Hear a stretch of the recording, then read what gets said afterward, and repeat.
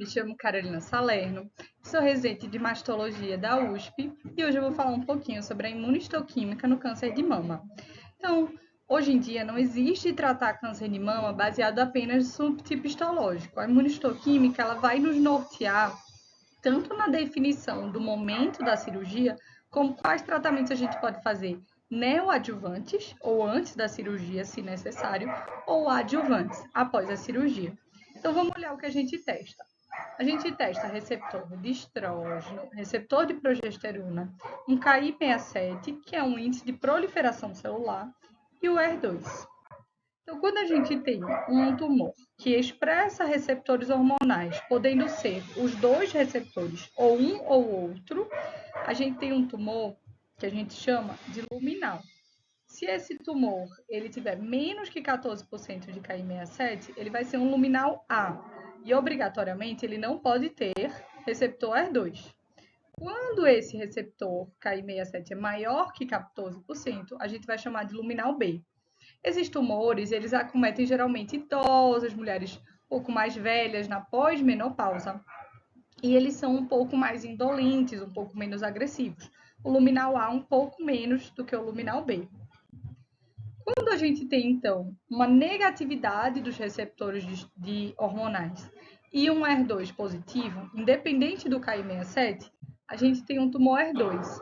Esses tumores eles eram mais agressivos, eram considerados tumores com característica de agressividade, mas com o desenvolvimento aí de terapias-alvo, se tornou um tumor de melhor prognóstico. A gente vai falar um pouquinho para frente.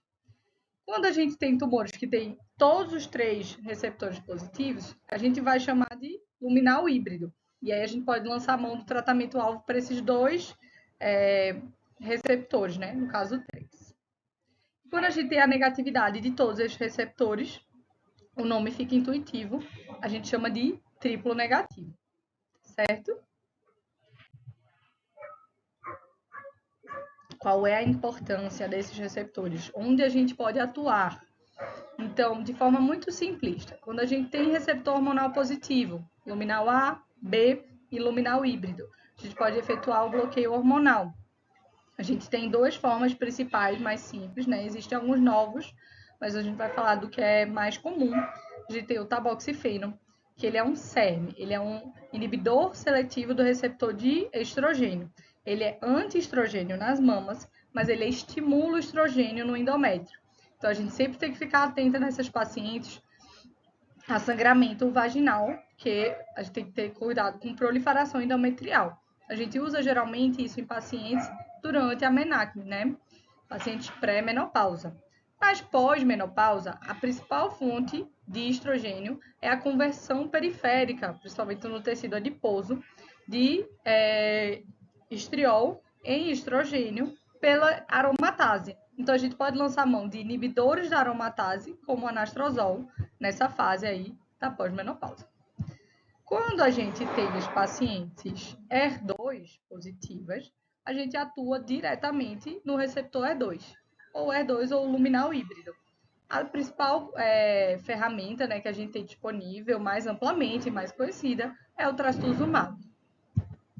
Quando a gente não tem receptor positivo, então a gente pode lançar mão, né, da quimioterapia. Isso não quer dizer que pacientes luminais ou ER2 não vão se beneficiar de quimioterapia. É um tratamento individualizado.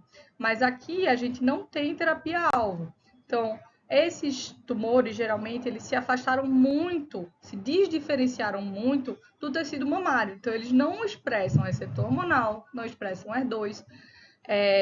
E geralmente o Ki67 desses tumores é mais alto, são células muito diferenciadas e que se multiplicam rapidamente. Então, a quimioterapia ela atua muito bem em células de rápida multiplicação. São tumores que geralmente respondem bem. Quais são outras células, assim, só de curiosidade, que se multiplicam rapidamente? Bulbo capilar, por isso que muitas quimioterapias você pode perder o cabelo. Células da papila gustativa, então a alteração de percepção de sabor pode ser muito comum. E células do endotélio gástrico, por isso que as pacientes ficam com náusea, vômito, é super comum na quimioterapia. Então, eu deixo para vocês um resuminho da tabela, né, desses principais subtipos, e é importante para saber aí para a vida e para a prova, tá certo? Qualquer dúvida pode entrar em contato comigo através desse e-mail.